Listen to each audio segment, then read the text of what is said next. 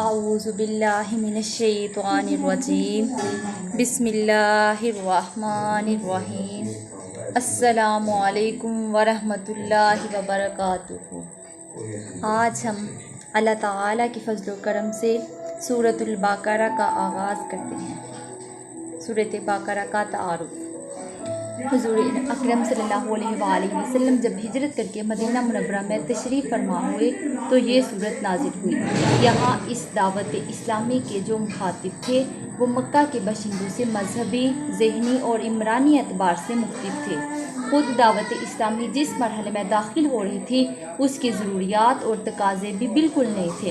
اس لیے ہمیں اس صورت میں جو 40 رکوع اور 286 آیتوں پر مشتمل ہے، جس کے الفاظ 6031 اور حروف کی تعداد 20,000 ہیں، مکی صورتوں کے اعتبار سے واضح اور صاف فرق معلوم ہوتا ہے۔ اہل مکہ مشرک بت پرست تھے۔ وحی، نبوت، قیامت وغیرہ کا کوئی تصور ان کے ذہن میں نہ تھا۔ قتل و غارت اور لوٹ مار میں وہ فخر اور لذت محسوس کرتے تھے۔ اس لیے مکہ میں جو صورتیں نازل ہوئی ان میں انہیں عقائد باطلہ اور اعمال فاسدہ کی اصلاح پیش نظر تھی۔ یثرب کے اصلی باشندے وہ انصار تھے، لیکن قوت و اقتدار یہود کے ہاتھ میں تھا، اور انصار مذہبی اور ذہنی طور پر یہود سے بہت متاثر تھے۔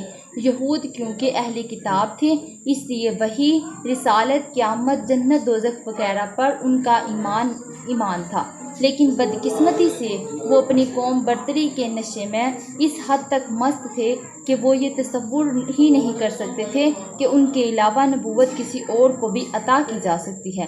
عملی اعتبار سے ان کی پستی کی یہ حالت تھی کہ وہ معمولی سے دنیاوی فائدے کے لیے توریت کی واضح آیتوں کا انکار بلکہ ان میں تحریف کرنے میں ذرا جھجک محسوس نہ کرتے تھے۔ تجارت کی منڈیوں پر ان کا قبضہ تھا۔ یثرب کے زرخیز زمینیں اور شاداب باغات ان کی ملکیت میں آ چکے تھے۔ علم و دانش میں انصار کو ان سے کوئی نسبت ہی نہ تھی۔ آئینی طور پر نہ صحیح لیکن عملی طور پر حکومت یہود کی تھی۔ یہ حالات تھے جب رحمت دو عالم صلی اللہ علیہ وآلہ وسلم نے مدینہ میں قدم رنجیدہ فرمایا اور یہود و انصار کو اسلام کی دعوت دی۔ یہود تو تلملا گئے، انہیں اپنی عظمت و جلال کے محلات مسمار دکھائی دینے لگے۔ کہاں ان کی خود بینی اور خود پرستی، اور کہاں ایک نئے دین کی قبولیت اور ایک نئے رسول کی اطاعت کی دعوت۔ یہود کیسے اس دین کو قبول کر لیتے؟ ان کے سامنے تو رکاوٹوں کے کئی پہاڑ تھے، ایک سے ایک بلند، ایک سے ایک کٹھن۔ اب قرآن پاک کا کام یہ تھا کہ ان رکاوٹوں کو دور کرے اور ان فلک بوس چوٹیوں کو پیوند خاک۔ اس لیے مدینہ طیبہ میں جو پہلی سورت نازل ہوئی اس کے کئی رکوع یہودیوں کی اصلاح کے لیے۔ الف لام میم۔ الف لام میم۔ مفسرین اکرام نے ان حروف کی تشریح کرتے ہوئے متعدد اقوال تحریر فرمائے ہیں۔ میرے نزدیک احسن قول یہ ہے کہ الف لام میم اور دیگر حروف مقطعات یہ وہ راز ہے جو اللہ تعالیٰ اور اس کے رسول صلی اللہ علیہ وآلہ وسلم کے درمیان ہے۔ صاحب روح المعانی کی عبارت یہ ملاحظہ ہو یعنی ان حروف کا صحیح مفہوم نبی کریم صلی اللہ علیہ وآلہ وسلم جانتے ہیں اور اولیاء کاملین، ان کو یہ علم بارگاہ رسالت سے عطا ہوتا ہے۔ بعض اوقات یہ حروف خود اپنے اسرار کو اولیاء کرام سے بیان کر دیتے ہیں، جیسے یہ حروف اس ذات پاک سے گویا ہوتے تھے جس کی ہتھیلی میں کنکریوں نے اللہ تعالیٰ کی تسبیح بیان کی تھی۔ ذالک الکتاب، یہ ذیشان کتاب، اس سے مراد قرآن کریم ہے۔ ذالکہ اگرچہ عام طور پر اس مشار الیہ کے لیے استعمال ہوتا ہے جو دور ہو، لیکن ایسے مشار الیہ کے لیے بھی یہ استعمال ہوتا ہے جو حسن تو نزدیک ہوں لیکن اپنی شان اور رتبے کے اعتبار سے بہت بلند اور دسترس سے دور ہوں۔ اس لیے ترجمے میں قرب حسی اور بعد رتبی دونوں کا لحاظ رکھتے ہوئے ترجمہ کیا گیا ہے یہ ذیشان کتاب۔ لا ریب، اس میں ذرا شک فیہ، لا ریب فیہ، ذرا شک نہیں اس میں۔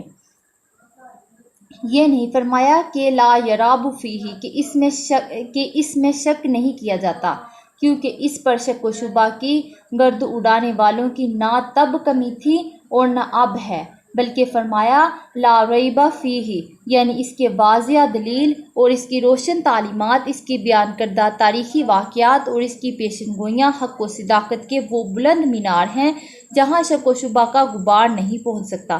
اگر کوئی شبہ کرتا ہے تو یہ اس کی اپنی کج فہمی ہے اس کی اپنی کج فہمی ہے۔ اگر جرکان کے بیمار کو ہر چیز زرد دکھائی دے تو یہ اس کی آنکھوں کا قصور ہے، کیونکہ ہر چیز زرد نہیں۔ ہدن، یہ ہدایت ہے، للمتقین، پرہیزگاروں کے لیے، یہ پرہیزگاروں کے لیے ہدایت ہے۔ اگرچہ قرآن کریم ہدن للناس یعنی سارے انسانوں کے لیے پیغام ہدایت ہے، لیکن اس کی ہدایت سے فائدہ کیوں کر پرہیزگار ہی اٹھائیں، اس لیے یہاں اس لحاظ سے تخصیص کر دی اور ایسا استعمال ہر زبان میں عام ہے۔ تقوی کا لغت میں تو یہ معنی ہے یعنی نفس کو ہر ایسی چیز سے محفوظ کرنا جس سے ضرر کا اندیشہ ہو۔ عرف شرع میں تقوی کہتے ہیں ہر گناہ سے اپنے آپ کو بچانا۔ اس کے درجے مختلف ہیں، ہر شخص نے اپنے درجے کے مطابق اس کی تعبیر فرمائی ہے۔ میرے نزدیک سب سے مؤثر اور آسان تعبیر یہ ہے یعنی تیرا رب تجھے وہاں نہ دیکھے جہاں جانے سے اس نے تجھے روکا، اور اس مقام پر تجھے غیر حاضر نہ پائے جہاں حاضر ہونے